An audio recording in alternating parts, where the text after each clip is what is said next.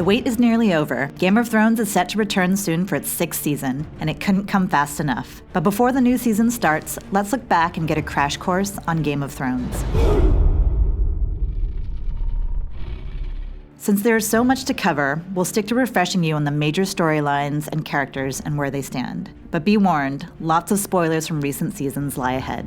In King's Landing, Joffrey's dead, Patriarch Tywin's dead, and Tyrion is on the run for both murders. Queen Marjorie moved on to Joffrey's sweet-natured but weak brother Tommen, who now sits on the Iron Throne. Cersei is still trying to pull strings. She helps the High Sparrow take control of the Church of the Seven, hoping for his help in imprisoning Marjorie. But the Sparrow's army of devout followers arrests Cersei on charges of incest. Both queens are imprisoned in the Sept, with Tommen unable to help, calling his power into question. The season ended with Cersei being forced to walk naked through the streets with a Sparrow's nun walking behind her, ringing her shame bell.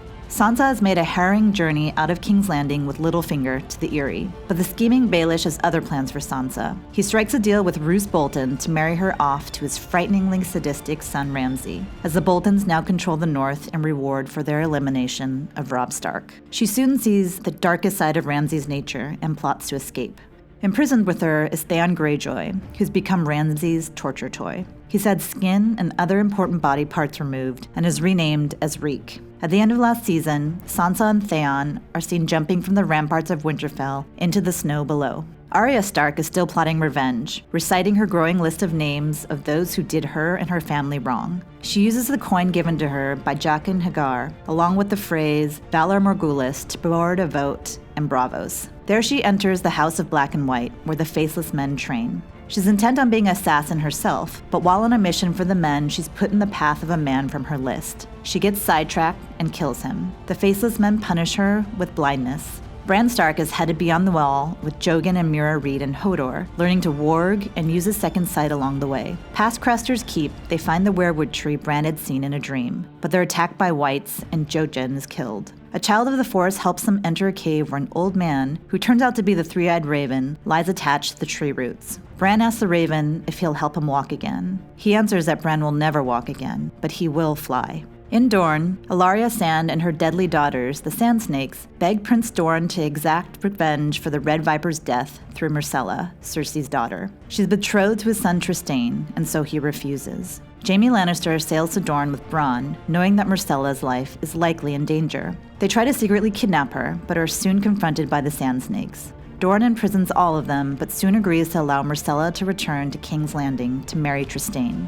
On the dock, Ellaria kisses Myrcella farewell, but her lips are coated with poison. Later on the ship, Myrcella dies in Jaime's arms. With her fully grown dragons now chained up in a vault, aside from escaped Drogon, Daenerys spends much of Season 5 fighting off a rebellion by the former slavers, Sons of the Harpy in Meereen. When the Harpy kills a loyal Sir Barristan Selmy, Dany decides to wed herself to Hizar Dorlorak and reopen the fighting pits to make peace. At the opening of the pits, the first pit champion reveals himself as exiled Jorah Mormont, who presents her with the gift of Tyrion. Tyrion soon wins Dany over, promising to be her advisor and help her regain the throne. But on the next trip to the pits, the sons try to assassinate Dany. In sweeps Drogon to the rescue, and Dany flies off on his back.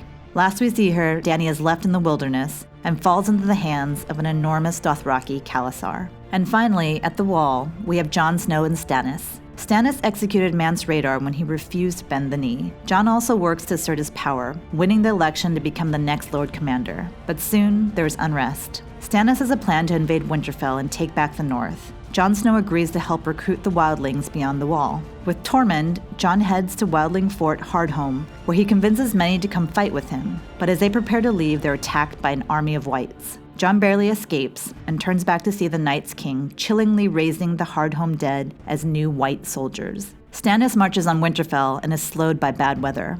Suffering a sneak attack by Ramsay, Stannis turns to Melisandre, who convinces him to sacrifice royal blood to appease the god of light. He allows his beloved daughter Shireen to be burned, but the gruesome act is for nothing. His meager army is beaten down by Bolton's force, and he meets Brienne on the battlefield, who executes him for Renly's death.